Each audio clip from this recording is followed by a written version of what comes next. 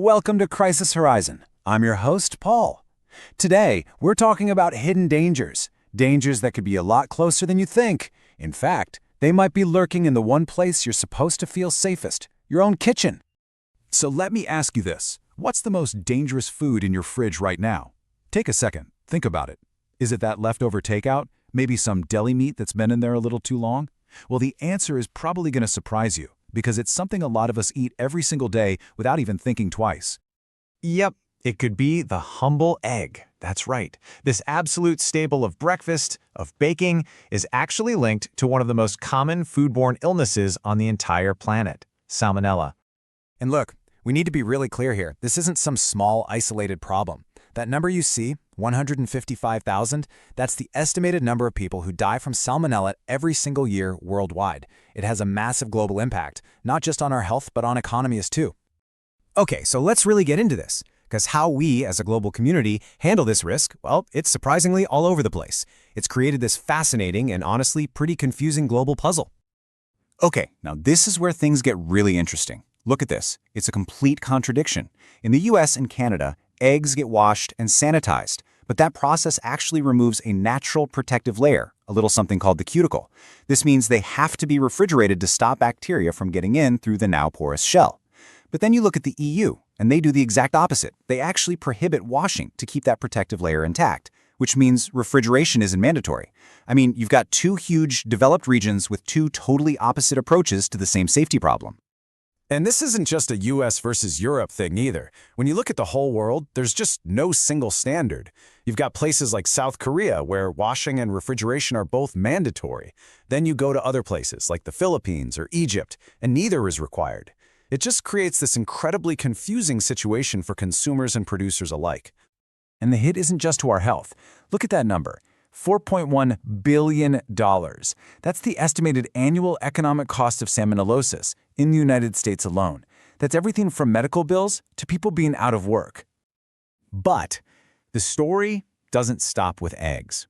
Because Salmonella is not the only invisible threat we need to be watching out for. There's another really dangerous bug that loves to grow in the one place we think is keeping our food safe. And that bug is Listeria. What makes this one so particularly dangerous, so insidious, is that unlike a lot of other bacteria, it can actually grow and multiply at refrigerator temperatures. Your fridge doesn't kill it, it just kind of slows it down a little. Now, for most healthy adults, getting a Listeria infection might just feel like a bad case of the flu. But for the folks you see here, pregnant people, newborns, older adults, anyone with a weakened immune system, it can be absolutely devastating. We're talking severe illness, hospitalization, or even worse. For pregnant people, it can lead to miscarriage or stillbirth, even if the parent barely feels sick at all. And here's the kicker. The risk often comes from foods that most of us would consider totally safe. Things like prepackaged deli meats, smoked salmon, soft cheeses, even raw sprouts. These are all common culprits for Listeria outbreaks. Okay, so the point of all this is not to make you anxious about every single thing you eat. It's about being prepared and empowered. So let's talk about your practical toolkit for a safer kitchen. These 4 simple steps, they are your first and your best line of defense. Clean, separate, cook, and chill. I know they seem really basic, right? But just by consistently following them, you dramatically reduce your risk.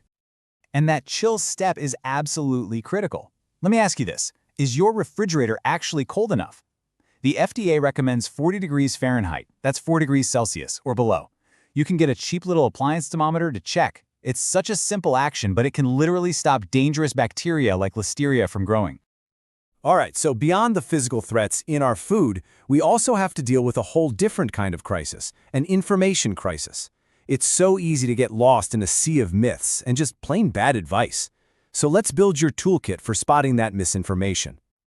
If you see claims like these, a big red flag should go up in your mind. Real science is nuanced. It's built on mountains and mountains of evidence, not just one single study.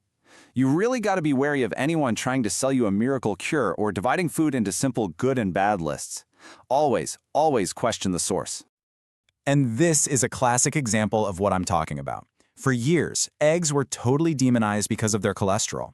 This widespread fear had everybody worried about the wrong thing, distracting them from a much more immediate and verifiable risk. Because when it comes down to it, the real risk with eggs isn't cholesterol. It's salmonella that comes from improper handling and storage. So you got to focus on the real, scientifically backed risks. Worry less about some outdated cholesterol warning and worry more about washing your hands after you crack an egg, cooking it all the way through, and keeping it at the right temperature. That's where the real danger is. So, knowing the real risks and the simple solutions, how will you change the way you look at your next meal? By understanding these invisible threats and arming yourself with simple, effective knowledge, you can turn that feeling of concern into confidence. It's not about being afraid of your food, it's about respecting it, handling it properly, and of course, enjoying it safely.